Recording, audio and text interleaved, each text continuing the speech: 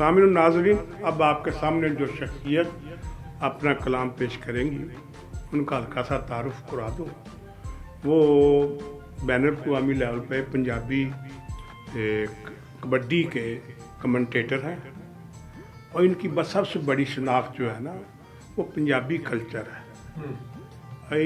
इस हवाले से ये इतने आगे हैं कि इनकी ज़िंदगी के 3 शोबे हैं। एक है कारोबारी, ये ज़रगर हैं, सोने का कारोबार करते हैं, और दूसरा है कि ये मिट्टी के बर्तन बनाते हैं, नाम की लाज भी रखनी है, कोई बर्तन बनाते हैं। फिर तीसरा काम जो है उनका, ये 2 बड़े अहम काम हैं। तीसरा काम पे इस कदर डिवोटेड हैं, मैं ऐनी शाहिद हूँ कि अगर कोई कहते हैं जी कल बन्नू में एक घोड़ों की दौड़ है तो दोनों काम बंद कर चल जाए। ये डिवोटेड है। पंजाबी सकाफत का सही चेहरा और कहीं नज़र आता है तो वो असगर पहलवान रहमानी की सूरत मौजूद है। लेकिन जो किताब भी छपी हुई है, सिफ्ता रब रसूल की ना किताब छपी हुई है, वो ज़ाहिर नाम से ज़ाहिर है किताब कैसी होगी, नात है, हमद है। ये फिर एक और की खूबी है कि मुख्तलिफ वाक़यात, इस्लामी वाक़यात जो है उनको मंजूम करने में भी खासी महारत रखते हैं। तो जी ये काम ये भी उन्होंने शुरू किया हुआ है। इसमें भी बुनियादी मकसद, बुनियादी फ़लसफ़ा पंजाबी सकाफ़त को पेश मंज़र पे लाना है, अवाम तक पहुँचाना है। और एक और मैं इनकी एक खूबी बता दूँ, शायद ये भूल गए हूँ, कि जब ये स्टेज पे अपनी ख़ास लय में पंजाब के हवाले से कलाम सुनाते हैं तो मर्द, बूढ़ियाँ तो बूढ़ियाँ, जवान भी भंगड़ा डाल रही होती है। इन्हीं कलमात के साथ मैं असगर पहलवान रहमानी से दरख्वास्त गुजार हूँ कि अपना कलाम पेश करें। बहुत शुक्रिया, बहुत मेहरबानी जान काश्मीरी साहब। बेशक साढ़े मुल्क के पाकिस्तान दा बल्कि दुनिया दा उर्दू अदब, पंजाबी अदब दा बहुत वड्डा सरमाया, बहुत वड्डा नां साढ़े गुजरांवाले दा मान तरान। मैनू इस गल दी खुशी है कि वो रहमानी न्यूज़ दे विच एडे एडे वड्डे शायरां नूं दावत देंदे ने।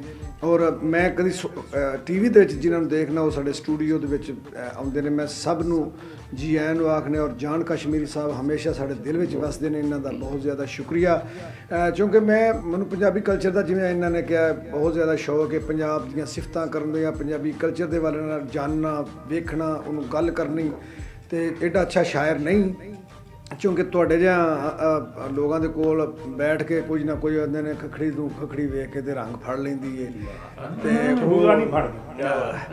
नहीं पंजाबी जे बोला तो खखड़ी आखांगे ना जी। बहुत सोहने। जान कश्मीरी साहब मेरे उस्ताद मोहतरम हाजी मराजुद्दीन डोगर साहब, मैं अक्सर लिख के तो उन्होंने फ़ोन करना, उस्ताद जी है मैं जो ना कलाम लिखिया पंजाब दीयां सिफतां, तो फिर आंदे ने बेटा इनू लफ्ज़ नूं ठीक कर लै।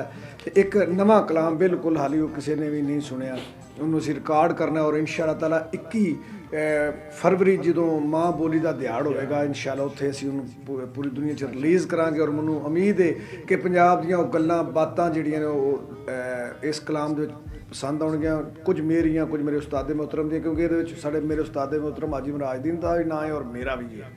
तो बहुत शुक्रिया जी। जुग जुग जीवे शाला साडा सोहना देश पंजाब, जुग जुग जीवे शाला साडा सोहना देश पंजाब। ब्यास रावी ते सतलुज जेलम वगदा जिथे चनाब, ब्यास रावी ते सतलुज जेलम वगदा जिथे चनाब। खुशहाली पई दिसे इथे किसे गलों नहीं तंगी, ए धरती जे चिड़िया सोने दी कह गए लोग फरंगी। खुशहाली पई दिसे इथे किसे गलों नहीं तंगी, ए धरती जे चिड़िया सोने दी कह गए लोग फरंगी। चंबा मरवा मोतिया इथे खिड़िया दिसे गुलाब, साडा सोहना देश पंजाब। अन्न अनाज दी थोड़ न कोई दिसदे परे पड़ोले, कणक कमाद मकई ते मुंजी वाफर होवन छोले। ਅੰਨ ਅਨਾਜ ਦੀ ਥੋੜ ਨਾ ਕੋਈ ਦਿਸਦੇ ਪਰੇ ਪੜੋਲੇ ਕਣਕ ਕਮਾਦ ਮਕਈ ਤੇ ਮੁੰਜੀ ਵਾਫਰ ਹੋਵਣ ਛੋਲੇ ਮਿੱਲਾਂ ਨੇ ਰੰਗ ਲਾਏ ਇਥੇ ਲਾਏ ਬੇਹਿਸਾਬ ਜੁਗ ਜੀਵੇ ਸ਼ਾਲਾ ਸਾਡਾ ਸੋਹਣਾ ਦੇਸ ਪੰਜਾਬ ਮਾਝਾ ਦੁਆਬਾ ਮਾਲਵਾ ਚੜਦੇ ਲੈਂਦੇ ਪਾਸੇ 12 ਇੱਕੋ ਜਿਹਾ ਵਸੇਬਾ ਸਾਡਾ ਸਾਂਝੀਆਂ ਸੋਚ ਵਿਚਾਰਾਂ ਮਾਝਾ ਦੁਆਬਾ ਮਾਲਵਾ ਚੜਦੇ ਲੈਂਦੇ ਪਾਸੇ 12 ਇੱਕੋ ਜਿਹਾ ਵਸੇਬਾ ਸਾਡਾ ਸਾਂਝੀਆਂ ਸੋਚ ਵਿਚਾਰਾਂ ਇੱਕ ਦੂਜੇ ਨੂੰ ਵੇਖਣ ਲਈ ਅਸੀਂ ਰਹਿੰਦੇ ਆ ਬੇਤਾਬ ਜੁਗ ਜੁਗ ਜੀਵੇ ਸ਼ਾਲਾ ਸਾਡਾ ਸੋਹਣਾ ਦੇਸ ਪੰਜਾਬ ਚੜਦਾ ਹੋਵੇ ਲੈਂਦਾ ਹੋਵੇ ਵਾਂਗ ਪਰਾਵਾਂ ਰਹਿੰਦੇ